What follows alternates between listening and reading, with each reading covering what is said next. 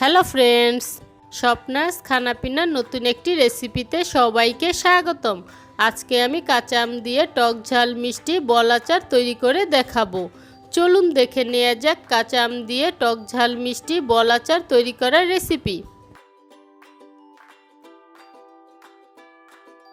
কাঁচা আমে টক ঝাল মিষ্টি বল আচার তৈরি করার জন্য এখানে আমি 1 কেজি কাঁচা আম ভালো করে ধুয়ে খোসাটা ছাড়িয়ে গ্রেট করে নিয়েছি।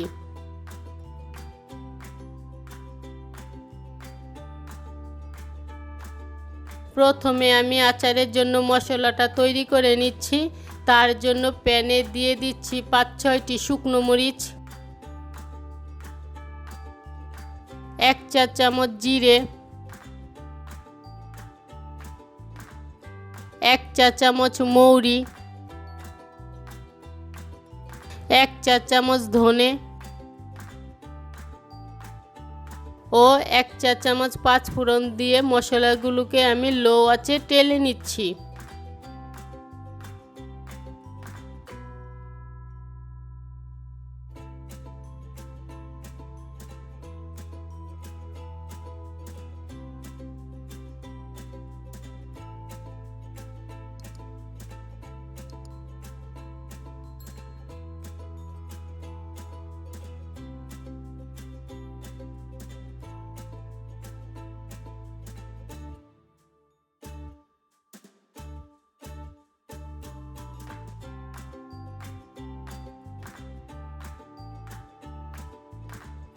দুই তিন মিনিট পর মশলাগুলো আমার টেলে নেওয়া হয়ে গিয়েছে।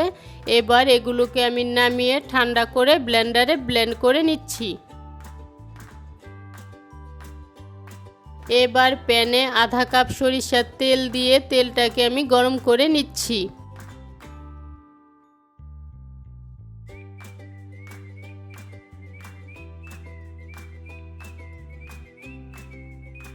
তেলটা গরম হয়ে গিয়েছে। এবার এর মধ্যে 1 চা চামচ পাঁচফোড়ন ও আধা চা চামচ জিরে দিয়ে মশলাগুলোকে আমি ভেজে নিচ্ছি।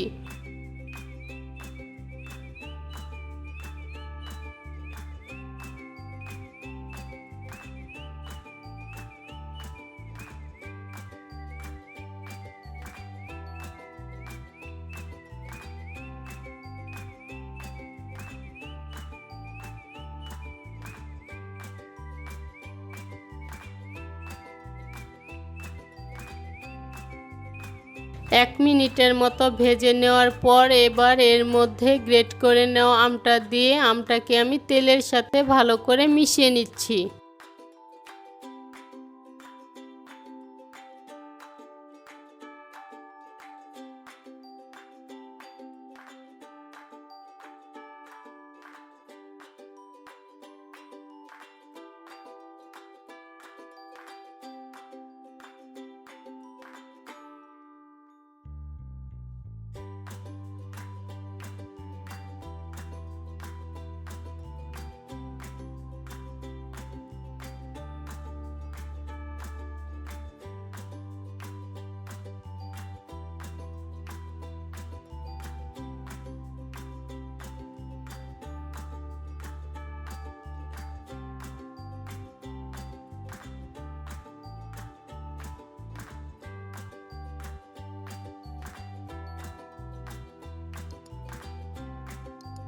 দুই তিন মিনিট চুলার আঁচটা মিডিয়ামে রেখে মিশিয়ে নেওয়ার পর এবার এর মধ্যে দিয়ে দিচ্ছি স্বাদমতো লবণ, স্বাদমতো লাল মরিচের গুঁড়ো। এখানে আমি 1 চা চামচের মতো লাল মরিচের গুঁড়ো দিয়েছি। দিয়ে দিচ্ছি আধা চা চামচ হলুদের গুঁড়ো ও 1.5 কাপ চিনি দিয়ে সমস্ত উপকরণ ভালো করে মিশিয়ে নিচ্ছি। তবে চিনির পরিমাণটা কম বেশি করে নিতে পারেন, আবার চিনির পরিবর্তে একই পরিমাণ গুড় দিয়েও আচারটা তৈরি করতে পারেন।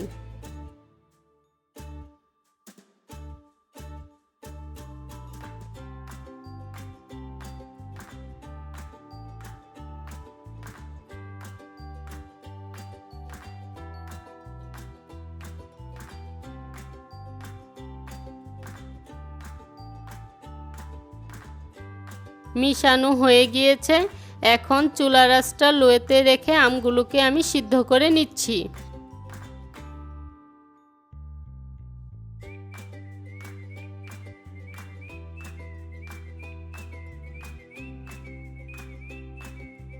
দশ মিনিট লো আঁচে রাখার পর আমগুলো আমার সিদ্ধ হয়ে গিয়েছে। আর এই আমগুলো সিদ্ধ করতে আমি কোনো রকম জল ব্যবহার করিনি। আম থেকে যে জল উঠেছে সেই জলটা দিয়েই আমগুলো সিদ্ধ হয়ে গিয়েছে।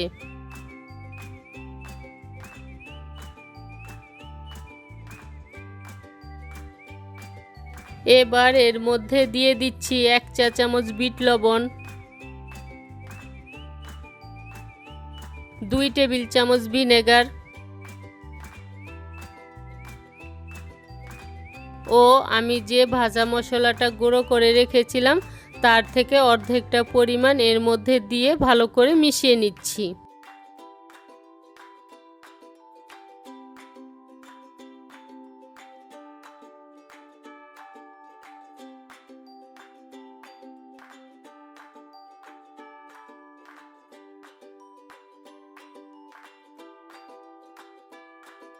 মশলাটা দিয়ে ভালো করে মিশিয়ে নেওয়ার পর এবার এটাকে আমি আরও প্রায় 10 থেকে 15 মিনিটের মতো জাল করে আমের থেকে জলটা শুকিয়ে নিব।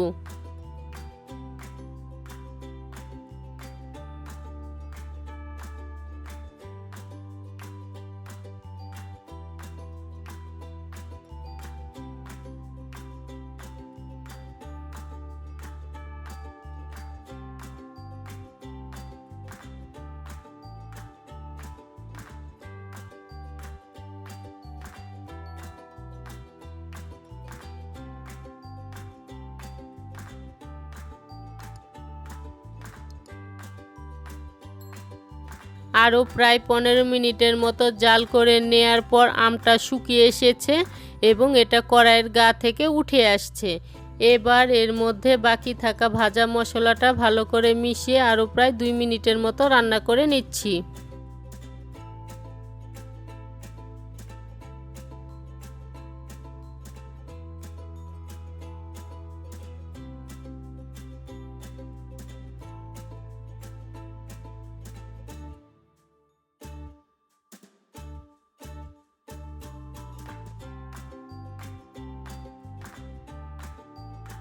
মশলাটা দিয়ে আরও প্রায় 2 মিনিটের মতো জাল করে নেওয়ার পর আচারটাকে আমি নামিয়ে ঠান্ডা করে নিচ্ছি। এখন যদিও আচারের কালারটা এরকম দেখাচ্ছে, কিন্তু এটা ঠান্ডা হয়ে যাওয়ার পর আরও চেঞ্জ হয়ে যাবে। আচারটা আমার ঠান্ডা হয়ে গিয়েছে। এবার এর থেকে সামান্য পরিমাণ নিয়ে ছোট ছোট বল বানিয়ে নিচ্ছি।